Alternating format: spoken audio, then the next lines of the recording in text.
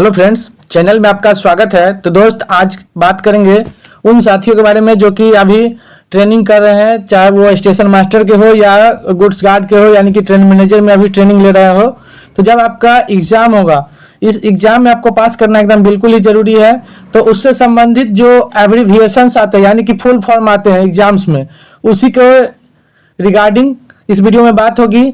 तो सबसे पहले तो आप लोग समझ लीजिए कि अगर 100 नंबर का पेपर आपका ट्रांसपोर्टेशन का होगा तो आपका 40 नंबर का उसमें आपका ऑब्जेक्टिव होगा, जिसमें कि एब्रिविएशन आपका मिनिमम 20 नंबर का होगा, यानी कि 10 एब्रिविएशन होगा जो कि पर 2 नंबर का होगा। तो चलिए जानते हैं कुछ एब्रिविएशंस के बारे में जो कि वीवीआई है, जो कि एग्जाम्स में बार बार पूछे जाते हैं। तो चलिए वीडियो को स्टार्ट करते हैं। और इससे पहले जो भी साथी चैनल पर नए हैं, प्लीज चैनल को लाइक सब्सक्राइब जरूर करें। तो चलिए वीडियो को स्टार्ट करते हैं।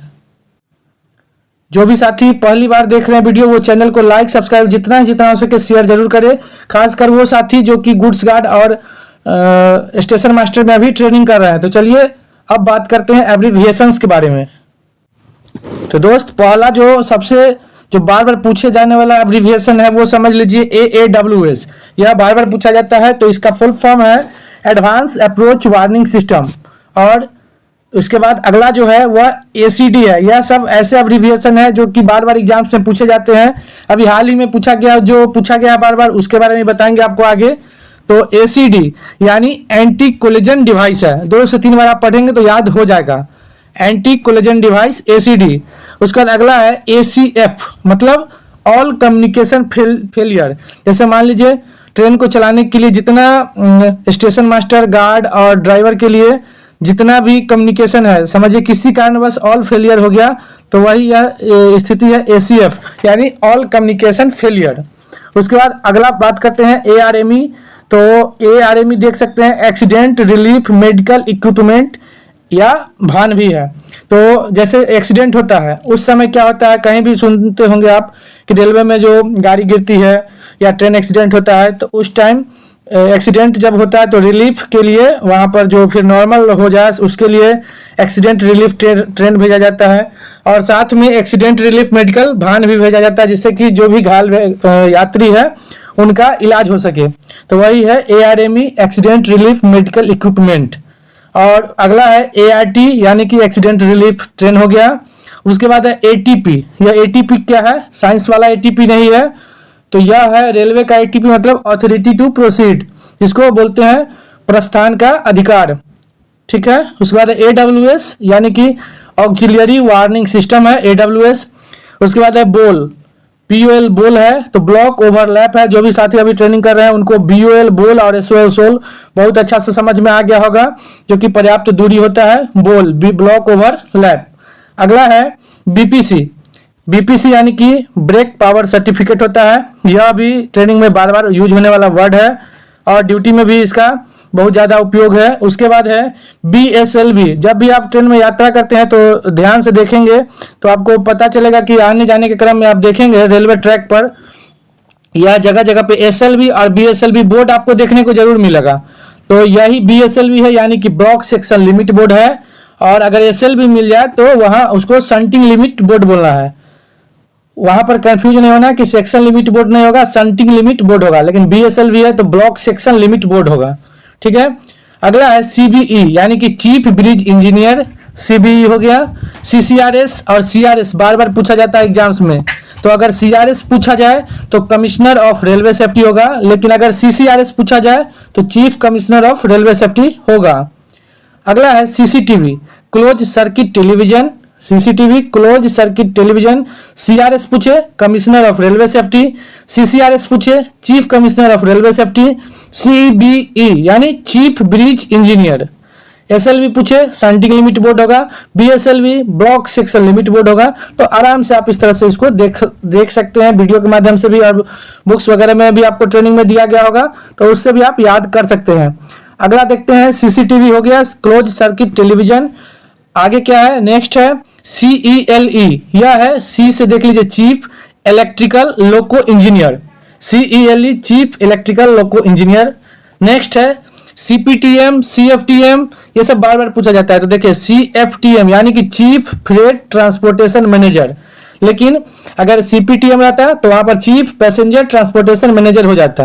ध्यान रखना है, F रहेगा तो फ्रेट होगा, P रहेगा तो पैसेंजर होगा। अगला है CLW यानी चितरंजन लोकोमोटिव वर्क्स चितरंजन। उसके बाद है CMD यानी कि chief medical director, CMD chief medical director. तो यहां तक आराम से देख लिया, हमको नहीं लगता ज्यादा इसमें कोई कंफ्यूजन होगा, कोई दिक्कत होगा। CMD हो गया चीफ मेडिकल डायरेक्टर। अगला है CMPE यानी क्या है, chief motive power engineer, CMPE chief motive power engineer. बहुत ही नॉर्मल इसका वर्ड सब है, कोई भी ज्यादा हार्ड वर्ड नहीं है, तो आपको याद करने में आसानी होगा, कंफ्यूजन ज्यादा नहीं होगा, बस 2-4 बार पढ़ना है खाली। COA यानी कंट्रोल ऑफिस एप्लीकेशन, COA।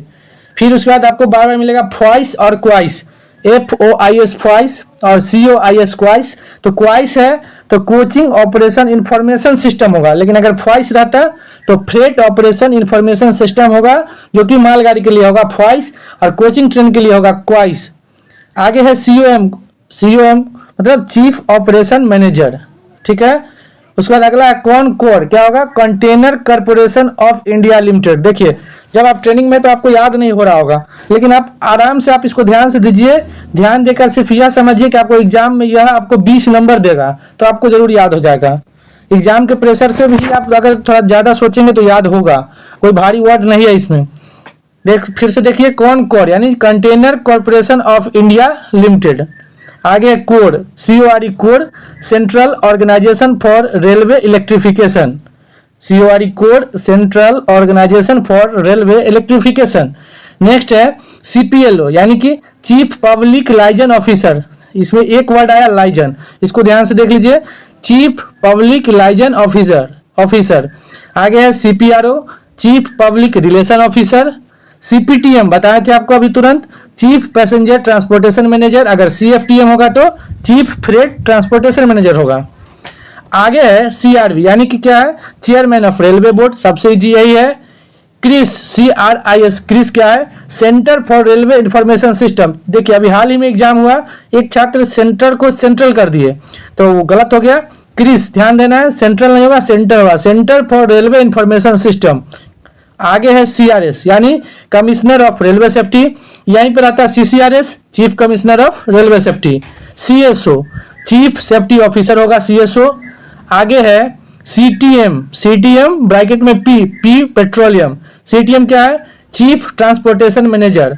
अगर CPTM रहता तो chief passenger transportation manager, CFTM होता तो चीफ फ्रेट ट्रांसपोर्टेशन मैनेजर, लेकिन यहाँ बाहर में P है तो ध्यान देना है, P से पेट्रोलियम है, पैसेंजर मत समझिएगा, पेट्रोलियम, P बाहर है तो पेट्रोलियम।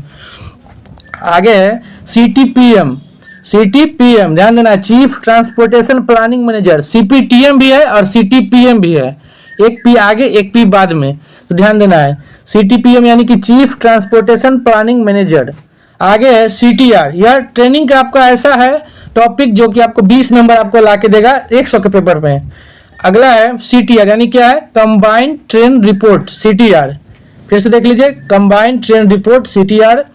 उसके बाद CTWM क्या है, chief tank wagon manager, CTWM chief tank wagon manager.